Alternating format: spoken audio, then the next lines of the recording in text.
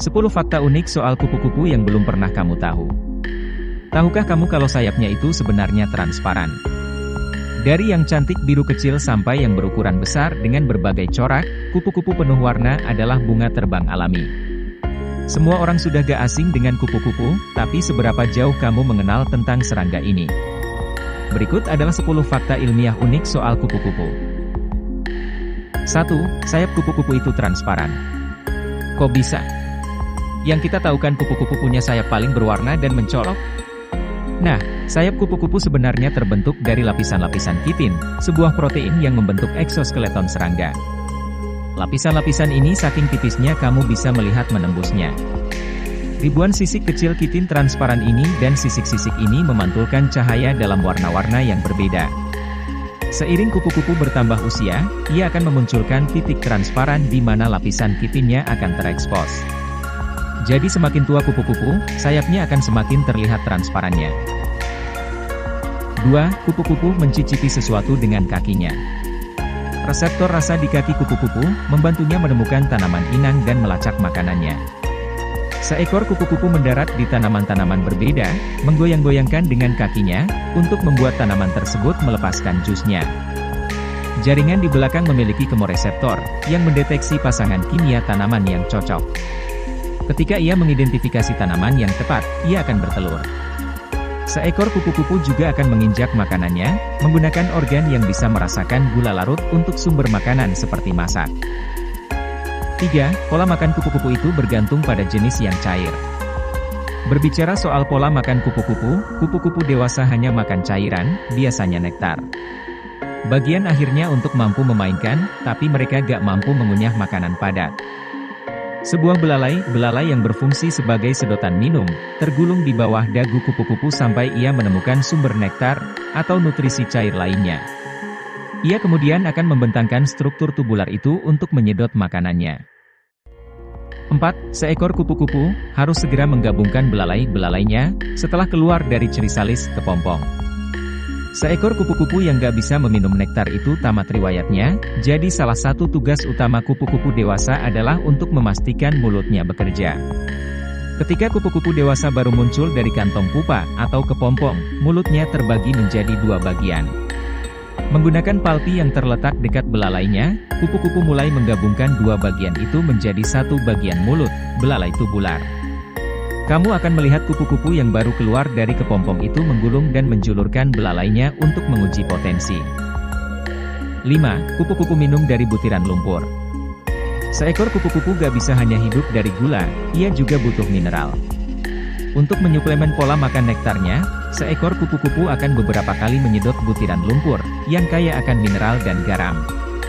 Kebiasaan yang disebut sebagai pudling ini, cenderung lebih sering terlihat pada kupu-kupu jantan, karena mereka lebih membutuhkan mineral untuk spermanya.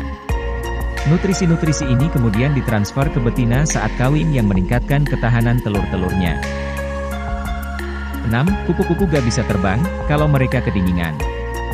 Kupu-kupu perlu suhu tubuh ideal sekitar 30°C untuk terbang. Merawat mereka hewan berdarah dingin, mereka tidak bisa mengontrol suhu tubuh mereka sendiri. Temperatur udara di sekelilingnya memiliki dampak besar pada kemampuan tubuh mereka untuk bekerja. Jika suhu udara jatuh di bawah 13°C, kupu-kupu gak bisa bergerak, gak bisa kabur dari predator juga. Ketika suhu udara berkisar 28-38°C, kupu-kupu bisa terbang dengan mudahnya. Hari yang dingin mengharuskan kupu-kupu untuk melakukan pemanasan pada otor terbangnya, baik itu dengan menggoyangkan diri atau bermandikan cahaya matahari. Bahkan kupu-kupu yang suka cahaya matahari juga bisa kepanasan jika suhunya di atas 38°C, yang membuat mereka mencari tempat teduh untuk mendinginkan diri. 7. Kupu-kupu yang baru menetas gak bisa terbang. Di dalam kepompong, kupu-kupu yang sedang berkembang menunggu untuk menetas dengan sayap-sayapnya sepanjang tubuhnya. Ketika ia keluar dari kepompongnya, ia menyambut dunia dengan sayap-sayap kecil yang lay dan kusut. Kupu-kupu harus segera meminta cairan tubuh ke vena sayapnya untuk mengembangkannya. Ketika sayapnya mencapai ukuran penuh, kupu-kupu harus beristirahat selama beberapa jam untuk membiarkan tubuhnya kering dan mengeras sebelum terbang untuk pertama kalinya. Jadi, apa yang sering kamu lihat di video klip musik atau film itu salah besar. Kupu-kupu gak bisa langsung terbang ketika menetas dari kepompongnya. 8. Kupu-kupu hanya hidup selama 2-4 minggu. Sekalinya keluar dari kepompong sebagai kupu-kupu dewasa, seekor kupu-kupu hanya memiliki beberapa minggu saja untuk hidup. Sepanjang waktu tersebut, ia akan fokus pada energinya untuk dua hal, makan dan kawin. Beberapa kupu-kupu yang berwarna biru hanya bisa bertahan beberapa hari. Kupu-kupu yang hidup lama dalam bentuk dewasa, seperti raja atau jubah duka, bisa hidup sampai 9 bulan. 9. Kupu-kupu adalah jarak pandang dekat, tapi mereka bisa melihat dan mengelompokkan banyak sekali warna. Sekitar 3 hingga 4 meter, pandangan kupu-kupu cukup baik. Segala sesuatu lebih dari jarak itu tampak buram bagi kupu-kupu. Kupu-kupu memandang pandangannya untuk tugas vital, seperti menemukan pasangan kawin dari spesies yang sama, atau menemukan bunga tempat makanan mereka.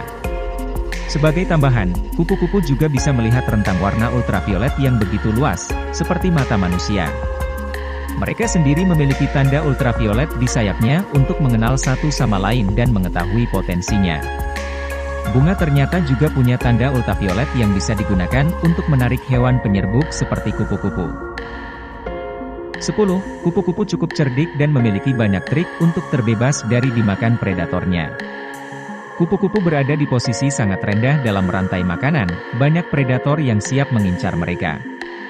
Beberapa kupu-kupu melipat sayap mereka untuk berkamuflase menampilkan diri dengan alam, beberapa juga memiliki warna yang sama dengan alam di sekitarnya. Sementara ada spesies lainnya yang menggunakan strategi berlawanan, sayapnya justru dibuat sangat terang dan mencolok untuk mengumumkan keberadaan mereka. Serangga berwarna super terang biasanya digunakan oleh para predatornya sehingga dihindari, inilah siasat yang mereka gunakan. Kebanyakan kupu-kupu tersebut memang gak beracun, tapi mereka meniru corak serangga lain yang diketahui. Itulah 10 fakta ilmiah unik yang perlu kamu ketahui tentang kupu-kupu. Hewan apalagi yang kamu penasaran ingin mengetahui fakta uniknya? Share di kolom komentar ya.